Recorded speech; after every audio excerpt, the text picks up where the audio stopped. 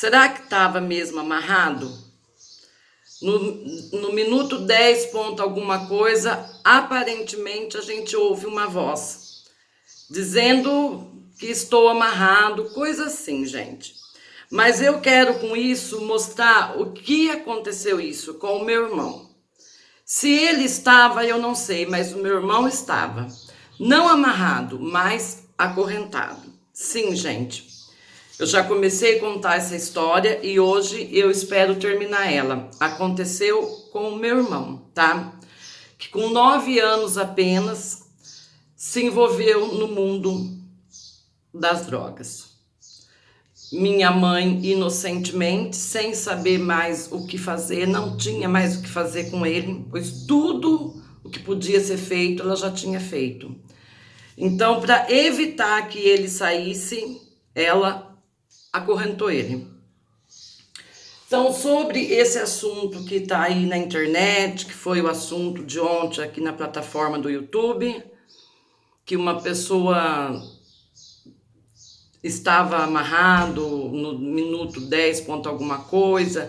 Eu vou me informar se eu deixo o link desse vídeo ou se eu não deixo, tá? Para vocês verem, enfim, muitos de vocês vão saber do que eu estou falando. Não posso afirmar nada, não estava lá, não sei. Mas eu sei o que aconteceu com o meu irmão. Então, meu irmão, sim, aos 9 anos de idade, conforme diz nesse jornal, ele foi, sim, amarrado. Há 44 anos atrás. Então, mãe desesperada acorrenta próprio filho de 10 anos, só que não era 10, era 9. Eu vou deixar o link da primeira parte dessa história, viu, gente? Então, o que acontece? Meu irmão com 9 anos, como eu já falei, se envolveu com drogas. Na época, ele começou com cola de sapateiro. E ao passar do tempo, as coisas foram piorando e aí veio a famosa erva, depois o famoso pozinho branco e depois a famosa pedra. E o que aconteceu com esse irmão? Qual foi o final dessa história? Pois é, gente, esse meu irmão começou nessa vida, como eu já disse, com apenas 9 anos. E de lá para cá foi uma luta incansável. Foram internações, eu mesma internei, ainda criança, porque 9 anos é uma criança. Ele foi várias vezes preso. Naquela época, como era de menor, ia preso e saía, ia preso e saía. Nós tivemos uma vida de tortura. Era uma tortura para ele, era uma tortura para a gente. Para vocês terem ideia do que isso faz, minha mãe chegou a ver ele. Aqui, isso aconteceu em São João da Boa Vista, mas como depois a gente mudou aqui para a cidade de Pedreira, minha mãe chegou a ver esse meu irmão na abstinência, enjoelhar no pé de uma pessoa, pedindo para levar ele na cidade vizinha comprar o que ele necessitava de usar. Gente, enjoelhar e chorar, para vocês verem o quão é triste esse vício. É horrível, horrível. Na nossa casa, tudo ele roubava, tudo. Na época eu vendia joia, ele chegou a roubar meu pano de joia, na verdade eu vendia semi-joia. Ele roubou tudo. Na época usava muito cheque, pegava meu talão de cheque, falsificava a assinatura, passava, descontava por aí. Dinheiro a gente não podia deixar em lugar nenhum. Eu tinha dado na época uma furadeira para o meu pai, roubou a furadeira também. Na época usava enceradeira, né? Muitas pessoas vão lembrar, a gente usava enceradeira. Foi roubado, foi vendido também. Sem falar das minhas roupas. Na época eu usava calças de marca, tênis de marcas. Gente, simplesmente quando a gente ia ver, já não estava mais lá. E nunca tinha sido ele. Nunca. Sempre negava, nega, gente. Nega até o fim. Sempre nega. Então, minhas calças desapareciam, meus tênis desapareciam. A furadeira do meu pai desaparecia, meu ventilador desapareceu, tudo, gente, que vocês imaginar que pudesse ser levado, era levado. E quando não conseguia pegar em casa, então pegava na rua. Muita foi a vergonha que eu passei, muita. Porque na época ele chegou a roubar a bolsa de uma pessoa que eu conhecia, né? Ele passou perto de uma gráfica, na verdade, a bolsa dessa pessoa estava em cima do balcão, ele pegou a bolsa, tirou o que tinha dentro que servia para ele, mas ele trouxe a bolsa para casa. E minha mãe, então, me entregou a bolsa e disse: Roselice, vou te mostrar uma coisa, mas você não faz nada. Eu falei: do que é? É do Adilson. Eu falei: não, então não mostra. Porque dependendo do que for, mãe, não posso ficar quieta. Mas ela me mostrou. E eu reconheci a foto. Eu conheci a pessoa. Uma pessoa, inclusive, muito tradicional aqui na cidade. Mas que eu conhecia, que aliás era uma pessoa de posse e que tinha me ajudado já, sabe? Então não tinha como eu ficar quieta. Então eu peguei a bolsa, peguei os documentos, peguei tudo que tinha e entreguei lá para aquela pessoa. E pessoa essa que me agradeceu demais, queria até me dar uma gratificação. Eu não peguei porque eu não fiz mais que minha obrigação. Então a pessoa falou, se fosse outra pessoa, jamais devolveria. Eu falei, não tem como. Eu falei, olha, você pode fazer o que você quiser com o meu irmão, com ele. Pode dar parte, faz o que você quiser, que é um direito seu. Só não diga que eu trouxe a bolsa, porque, gente, por trás dessas coisas, tem muitas outras coisas envolvidas, né? Tem muitos tipos de pessoas envolvidas, na maioria das vezes. No caso do meu irmão, era meu irmão. Ele mesmo, pra gente, ele não faria nada, mas outras pessoas poderiam fazer. Então, gente, foi uma luta incansável. Pois no dia que ele fez 18 anos, ele foi preso. Com 18 anos, no mesmo dia. Na abstinência, toda vez que ele ia roubar, ele estava com abstinência ou estava já sob efeito de álcool ou droga, né? Ele nunca usou uma arma. Então, ele nunca usou uma arma. Ele nunca agrediu ninguém, nada dessas coisas, era pura abstinência. Então ele foi roubar essa bicicleta, a mulher viu, chamou a polícia, ele foi preso, né?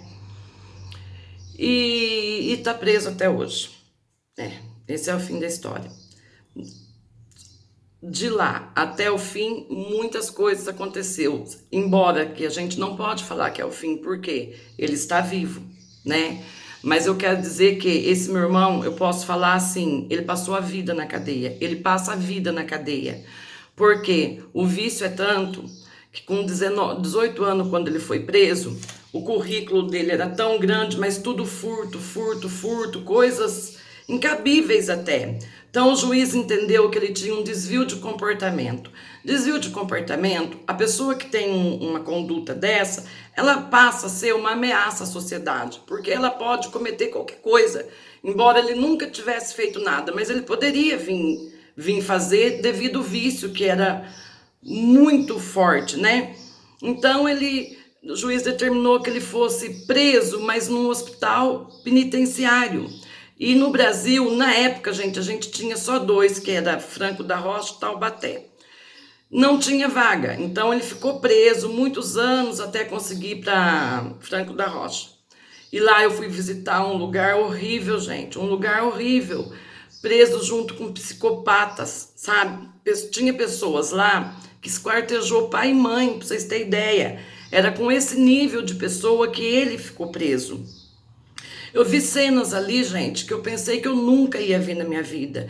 Eu só via em televisão, conforme você entrava aquelas portas, com umas grades desse tamanho, você entrava, uma porta fechava, a outra fechava. Era horrível. E foram longas as caminhadas de cadeia em cadeia, de tudo que vocês pensar, a gente fez. A minha mãe, analfabeta, não sabia ler. Minha mãe aprendeu a ler, gente. Se for analisar, de tanto ler as letrinhas em cima de ônibus, de tanto que ela ia visitar ele nas cadeias da vida por aí. E de Franco da Rocha, ele foi transferido para Taubaté. E Taubaté, ele conheceu lá uma pessoa maravilhosa, seu Marcos, diretor do hospital de Taubaté, hospital penitenciário, né? Quando viu o currículo dele, achou que ele não merecia estar num lugar daquele. Ele nunca nem tinha pego um revólver, era tudo furto. Então o próprio doutor Marcos arrumou um advogado. Porque eu aqui tentei arrumar um advogado, esse advogado me disse: Roseli, eu poderia pegar seu dinheiro e defender essa causa, mas não sou eu que vou tirar seu irmão da cadeia, quem tira ele de lá é um médico, que tem que atestar que ele está apto a voltar para a sociedade. Sendo assim, eu só vou te orientar. Ele me orientou, eu fui até Franco da Rocha, fiz o que eu consegui, mas não consegui tirar. Aí veio esse doutor e foi uma trajetória muito grande, enfim, conseguiu tirar meu irmão. Mas ele ficou 1 mês e 26 dias apenas aqui fora.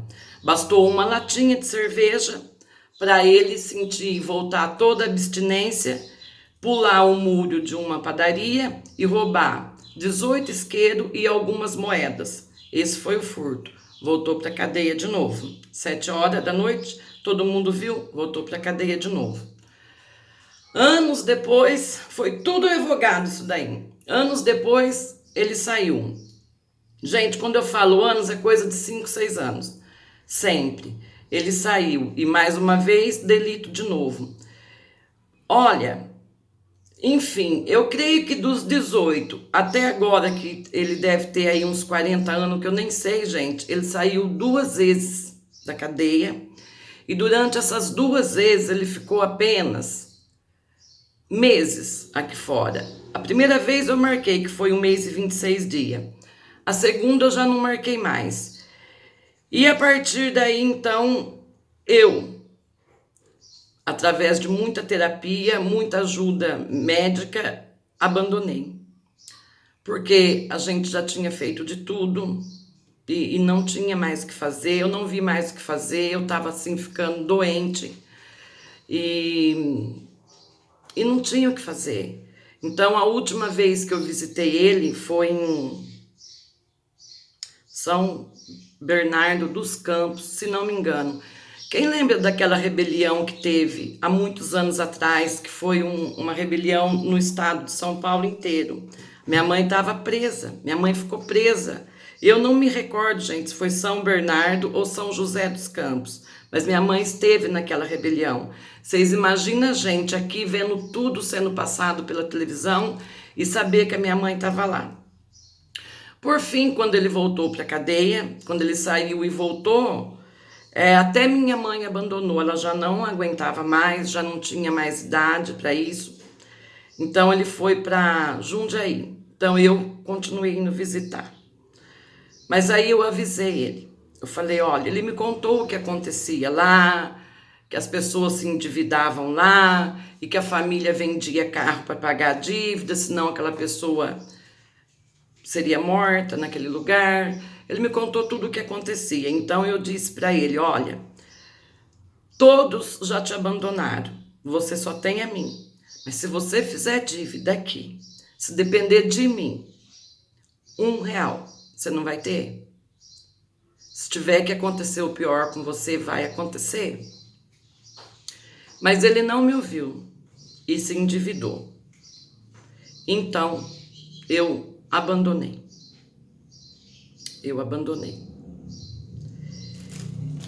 E ele vive preso até hoje. Contudo, que eu abandonei, ele ainda saiu mais uma vez. E mesmo... eu fiquei 15 dias sem ver ele, mas depois eu frequentava a igreja naquela época, achei que devia ir, fui. Arrumei um emprego para ele com o seu Pedro, que é uma pessoa maravilhosa que a gente tem aqui na cidade, que faz tratamento de dependência química.